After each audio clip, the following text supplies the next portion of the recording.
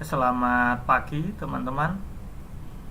Selamat berjumpa kembali hari ini pada kuliah virtual kita, yaitu kuliah keamanan sistem komputer atau keamanan sistem informasi.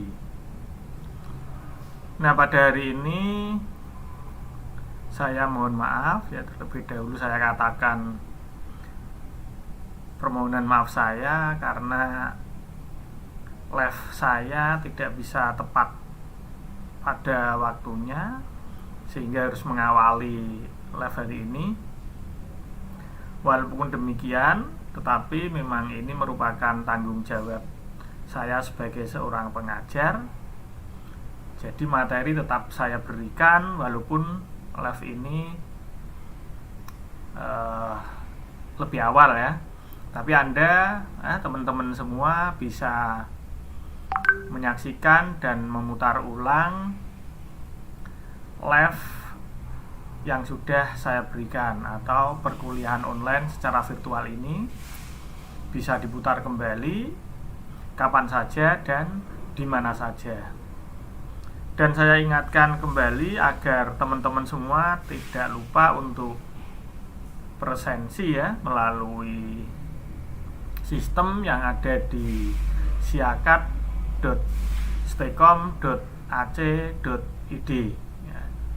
Karena presensi yang valid dan sah hanya melalui sistem yang ada di siakat.stekom.ac.id.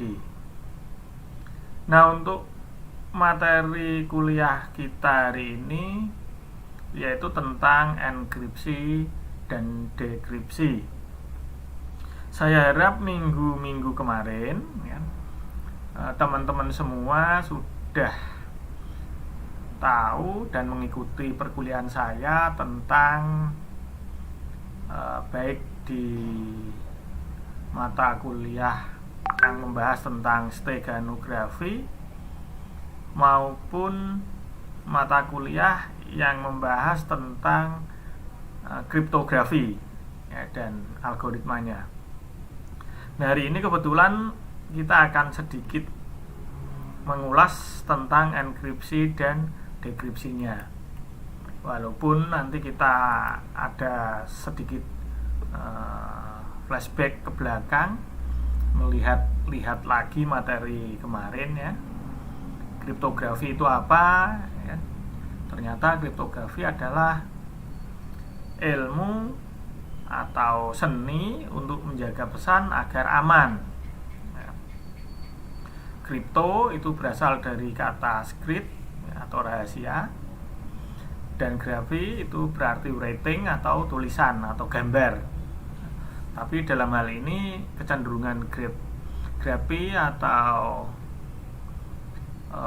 yang ada di kriptografi itu bermakna tulisan. Walaupun memang bisa kalau di steganografi itu bermakna gambar maupun tulisan. Nah, para pelaku atau pengguna dari kriptografi itu disebut dengan cryptographer. Jadi kalau kita ada orang yang suka menyandikan pesan, itu kalau bahasa Indonesia disebut sender. Nah, sedangkan untuk yang bahasa Inggris ya, itu kriptografi, itu disebut dengan istilah cryptographer. Sebuah algoritma dalam kriptografi atau cryptographic algorithm, jadi algoritmanya atau tekniknya nanti ya, cara-cara atau metodenya nanti di dalam sebuah kriptografi itu disebut cipher. Jadi kalau kita mendengar kalimat cipher atau cipher dalam bahasa Inggris, kalau cipher itu bahasa Indonesia ya, tergantung kita nanti ya, cipher atau cipher itu merupakan persamaan matematik. Jadi metode algoritma tadi itu sebetulnya dia diterapkan itu berdasarkan persamaan matematik. Nah, hal inilah yang mendasari atas terjadinya enkripsi dan dekripsi. Kemudian enkripsi itu apa dan dekripsi itu apa gitu. Nah, enkripsi itu merupakan proses yang dilakukan untuk mengamankan suatu pesan. Nah, pesan yang sudah diamankan atau pesan tadi itu disebut dengan sebuah plain text. Sedangkan yang tersembunyi, pesan yang sudah teracak, sudah disembunyikan kalau di dalam steganografi, kalau dalam kriptografi itu ya pesan yang sudah diacak tadi itu disebut dengan istilah ciphertext. Jadi plain text itu plain itu adalah teks yang ingin disembunyikan, sedangkan ciphertext itu pesan yang sudah tersembunyi. Sehingga ciphertext ini nanti pesan yang sudah tidak bisa dibaca.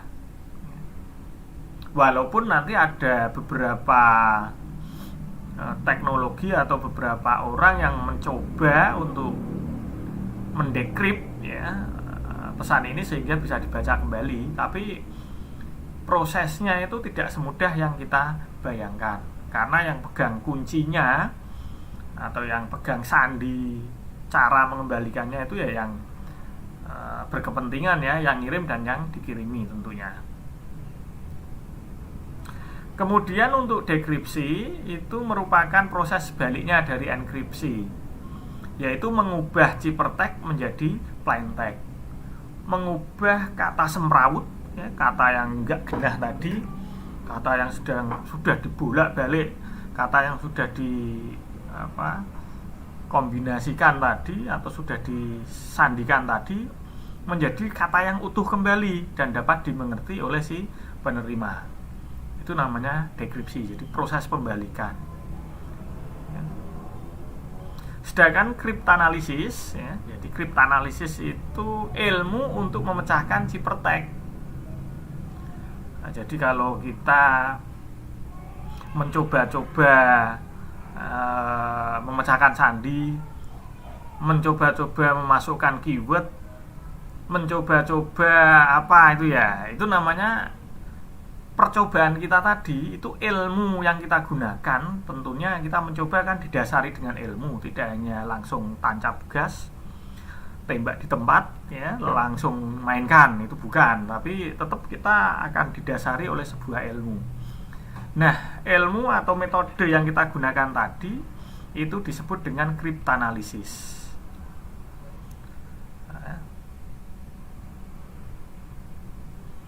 Kalau kriptanalisis itu adalah ilmunya. Kalau kriptanalis jadi ada kriptanalisis, ada kriptanalis. Kalau kriptanalis itu adalah pelakunya, saya tadi. Saya yang sedang ngutak-ngutik, ngutak-ngutik ciphertext tadi agar bisa menjadi plain text tanpa menggunakan kunci atau kode-kode yang diberikan secara legal, itu saya disebut sebagai kriptanalis. Cara-cara yang saya gunakan untuk memecahkan tadi atau kegiatan saya tadi itu disebut dengan kriptanalisis. Tindakan, pergerakan dan aktivitas saya disebut kriptanalisis. Saya disebut dengan kriptanalis. Pesan yang saya utik-utik agar bisa dibaca tadi namanya ciphertext. Sedangkan pesan yang bisa dibaca, yang sudah terbaca, yang sudah terpecahkan atau yang mau diutak-atik tadi disebut dengan plain text. Sedangkan semua aktivitas, semua kegiatan ini, baik dari plain text-nya, baik ciphertext-nya, baik dari kriptanalisis maupun dari kriptanalis, ini disebut dengan namanya kriptografi. Nah, teknik untuk melakukan sebuah kriptografi disebut dengan namanya algoritma kriptografi.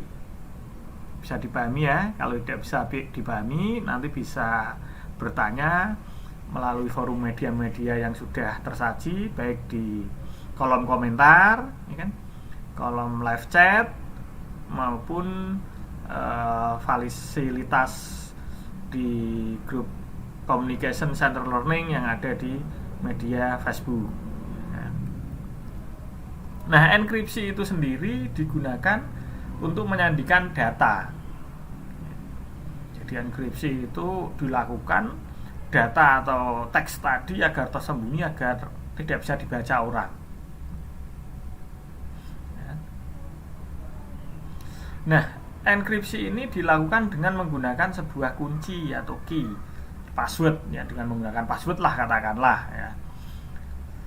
Nah, proses pembalikan untuk membuka atau untuk istilahnya membaca pesan-pesan yang sudah semrawut tadi itu namanya proses decrypt ya. Encrypt itu proses untuk menyandikan, sedangkan decrypt itu proses untuk membuka ya. Nah, decrypt ya, aktivitas decrypt digunakan juga sebuah kunci lagi. Kuncinya ini bisa sama, kuncinya ini bisa berbeda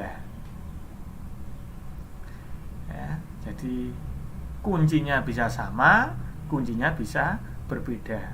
Kalau kuncinya sama, maka disebut sebagai private key cryptograph ya. Jadi kunci untuk menyandikan dengan kunci untuk membuka itu kalau sama, maka kriptografi tersebut disebut dengan private key atau private key cryptography. Kalau kuncinya yang digunakan antara untuk proses enkripsi dengan proses untuk dekripsi itu berbeda, maka ya, untuk kasus ini disebut sebagai public key cryptography ya. Jadi ada dua, kuncinya sama disebut private key cryptography, kuncinya itu berbeda disebut sebagai public key cryptography. Ini contoh proses dari enkripsi dan dekripsi, di mana plaintext pesan sebenarnya di encrypt dengan menggunakan key, kemudian jadilah dia namanya ciphertext. Nah, ciphertext itu diproses dengan decrypt dengan menggunakan kunci, jadilah menjadi plaintext kembali. Ya, dari gambar ini bisa dipahami ya. Nah, untuk melakukan kriptografi itu ada teknik dasarnya atau metode-metodenya. Bisa menggunakan substitusi, bisa menggunakan blocking, bisa menggunakan permutasi, bisa menggunakan ekspansi, maupun bisa menggunakan pemampatan atau penutupan, penyumbatan ya, tapi pemampatan itu aja lah.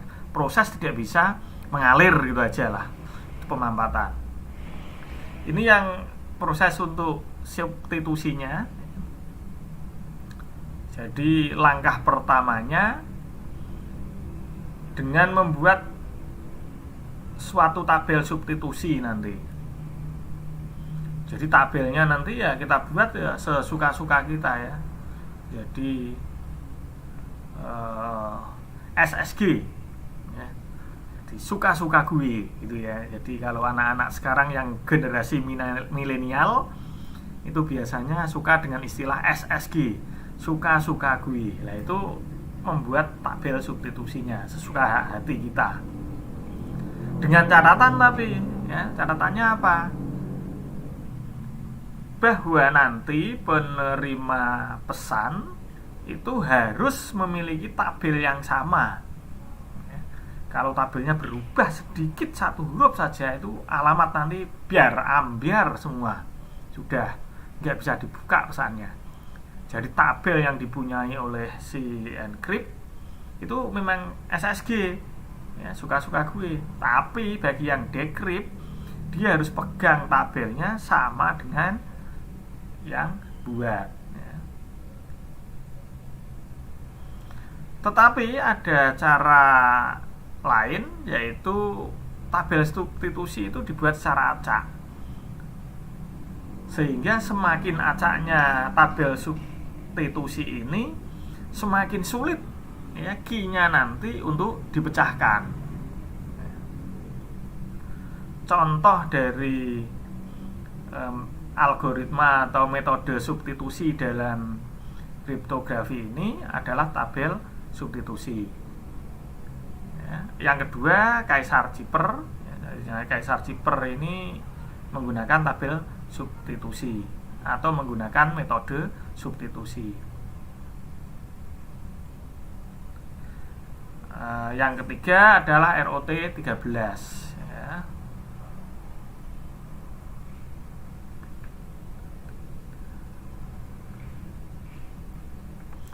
Ini contoh dari tabel substitusi ya. A, B, C, D, F, G, H, I, K, L, M, N, O, P, Q, R, S, T, U, V, W, X, Y, Z. Itu contoh urutan secara normal. Terus kemudian kita substitusi ya, menjadi urutannya seperti itu tabelnya ya kan. Jadi tabel pembalikan huruf itu sesuka-suka kita ya, SSG tadi.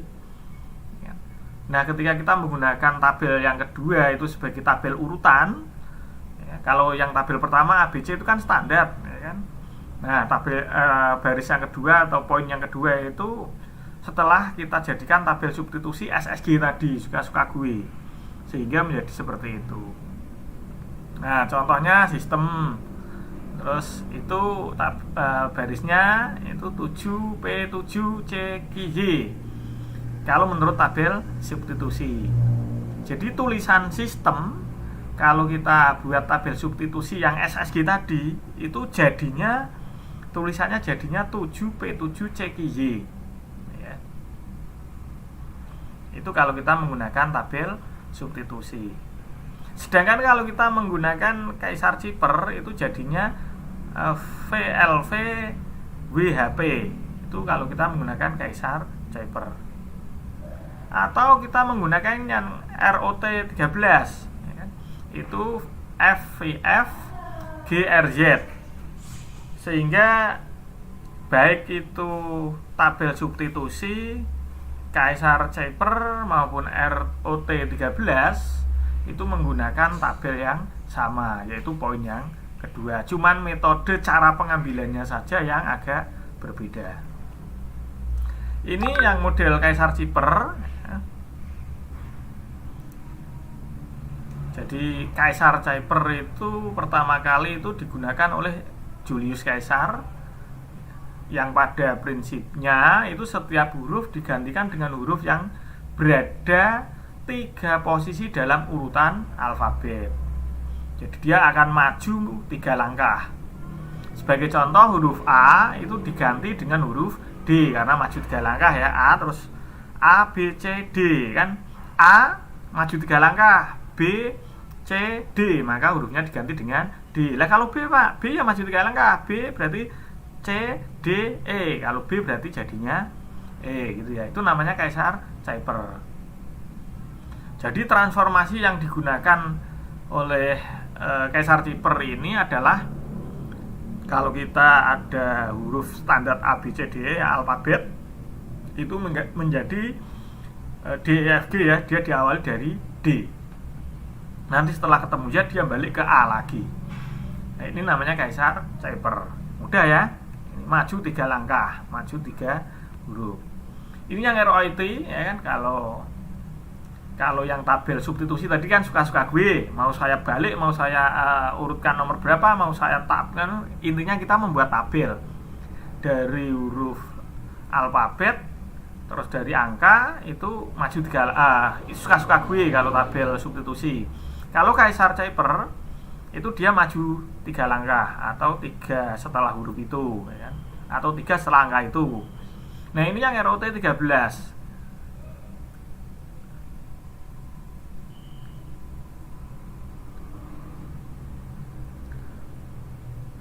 Ini yang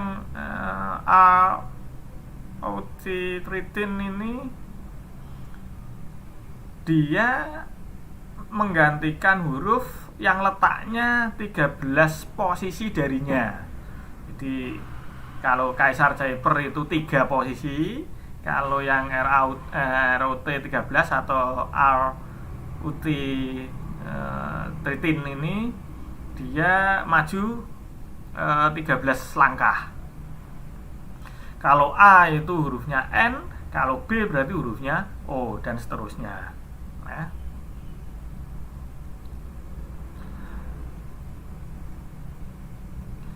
Nah, sehingga kalau untuk membalikan proses ya sama, ya kan, kita undur menjadi ke 13 gitu ya.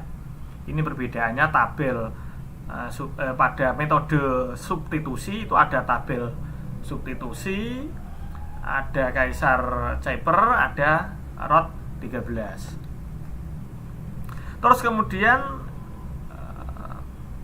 cara kriptografi yang kedua selain substitusi ada blocking sekarang. Nah, sistem enkripsi terkadang membagi plaintext menjadi beberapa blok, dipecah-pecah gitu ya. Jadi dipecah-pecah. Terus kemudian dari beberapa karakter itu dia dienkrip secara independen sendiri-sendiri. Sehingga dengan menggunakan enkripsi blocking ini akan dipilih jumlah jalur. Jadi ada jalur, ada kolom ya. Atau ada lajur, ada kolom. Sehingga nanti akan membuat sebuah metrik. Jumlah lajur atau kolom menjadi kunci bagi kriptografi dengan teknik blocking ini. Nah, ya, berarti bisa dimengerti ya ini ya, dipecah. Nanti ada pesan, misalkan ada surat panjang sekali atau katakanlah 100 huruf. 100 huruf akan dipecah-pecah menjadi 10-10 katakanlah, menjadi 10 bagian. Nah, setiap satu bagian itu akan dienkrip secara independen sendiri ya. 10 dienkrip. Nah, 10 dijejarkan, 10 dibuat tabel terdiri dari 10 lajur dan 10 kolom. Maka totalnya akan terjadi 100 itu ya. Sehingga plaintext nanti akan dituliskan secara vertikal ke bawah berurutan pada lajur ya. Terus kemudian dilanjutkan pada kolom berikutnya, sehingga akan menjadi blok-blok tersendiri. Seperti itu untuk yang teknik blocking. Ini contohnya ya. Ini contohnya 5 teknik dasar kriptografi ya. Maka hasil ciphertext-nya itu bisa dilihat seperti tabel di bawah itu. 5 teknik, 5 spasi teknik. Ya, di blok-blok seperti itu, membuat blok. Apakah bloknya harus terdiri dari itu, Pak? Enggak, kalau bloknya itu terserah nanti ya, itu penyesuaian kita sendiri itu ya. Jadi untuk blok sistem pembacaannya itu bisa menggunakan lajur atau bisa menggunakan lajur atau menggunakan baris ya. Terus kemudian teknik yang berikutnya adalah permutasi. Nah, permutasi ini salah satu enkripsi yang terpenting dalam sebuah enkripsi data ya. Sehingga pada permutasi ini dalam sebuah enkripsi data kadang-kadang dia disebut sebagai transposisi, jadi perpindahan tempat. Teknik atau caranya dengan memindahkan atau merotasi karakter dengan aturan tertentu. Sehingga dalam teknik permutasi ini prinsip dari sebuah enkripsi itu akan berlawanan dengan yang digunakan pada teknik substitusi ya. Nah, kalau dalam teknik substitusi itu karakter pada posisi yang tetap, identitasnya saja yang diacak. Tapi kalau pada teknik permutasi, identitasnya itu tetap, namun posisinya diacak. Ya. Walaupun pada teknik ini tetap menggunakan teknik blocking, sehingga setiap blok nantinya dalam teknik permutasi ini akan menggunakan blok-blok atau akan menggunakan ukuran-ukuran panjang setiap bloknya itu sama, jadi dibuat sama ya. Saya harap ini teman-teman nggak pada bingung ya. Kalau bingung ya nanti cari referensi yang lebih spesifik ya, tentang teknik enkripsi data dengan teknik permutasi, teknik substitusi maupun yang lain, sistem blocking gitu ya. Nah, untuk contoh dari kriptografi dengan teknik permutasi itu bisa dilihat pada gambar di bawah itu ya. Sehingga plain text-nya itu angka 1 sampai dengan 6 ya kan. Setelah dipermutasi, ciphertext-nya menjadi seperti itu. Hasilnya nanti menjadi permutasi. Yang misalkan tadi ya, tulisan 5 teknik itu ya, itu menjadi seperti itu. Jadi dari 5 teknik cara kriptografi itu kalau diacak dengan permutasi menjadi N ETK5 SKD AIIRK RAT GORP FI. Itu kalau menjadi teknik permutasi. Ingat, kenapa kok susunannya menjadi seperti ini? Karena ini mengenal istilah blocking. Beda dengan yang substitusi tadi, atau beda dengan yang blocking tadi yang biasa. Tapi kalau permutasi sudah menggunakan blocking, masih juga diacak secara sembarang. Metode atau teknik berikutnya adalah ekspansi ya. Ekspansi ini suatu metode sederhana untuk mengacak pesan ya. Metodenya sederhana, tapi fungsi dari ekspansi ini adalah untuk mengacak pesan ya.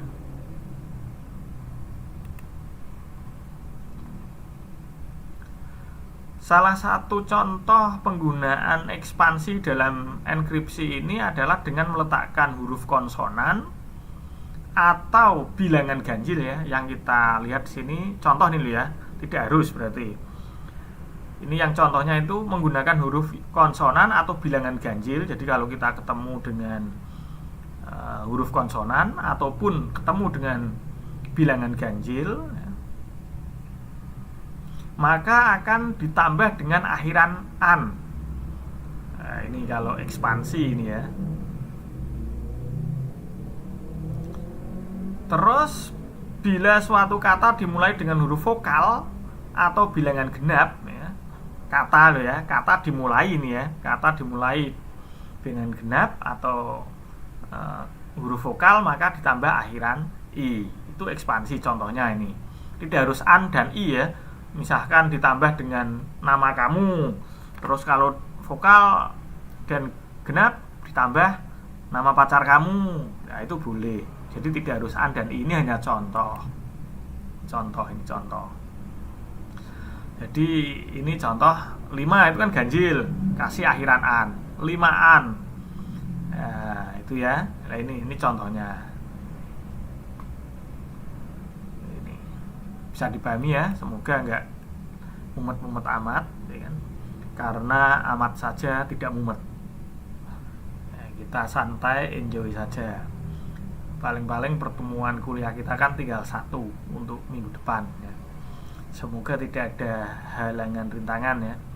Kemungkinan nanti untuk proses minggu depan perkuliahan juga saya kasih record live, walaupun saya live tapi waktu saya majukan karena ada sesuatu yang tidak bisa saya tinggalkan, tetap saya kasih materi walaupun saya majukan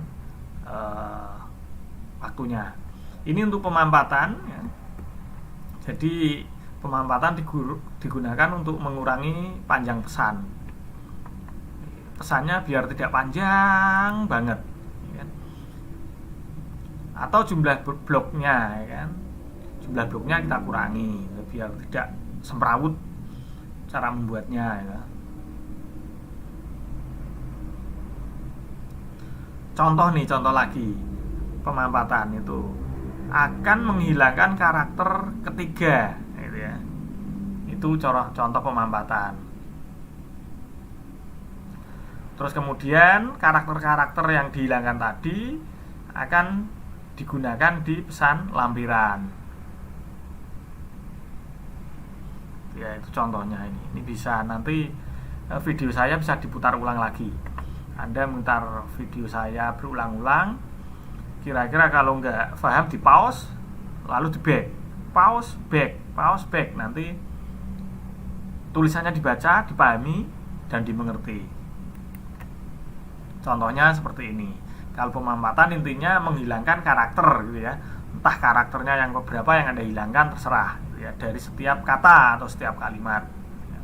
Itu pemampatan. Inti dasarnya seperti itu. Tidak harus sama persis dengan yang saya tampilkan di monitor, itu tidak ya. Saya hanya konsep-konsepnya saja.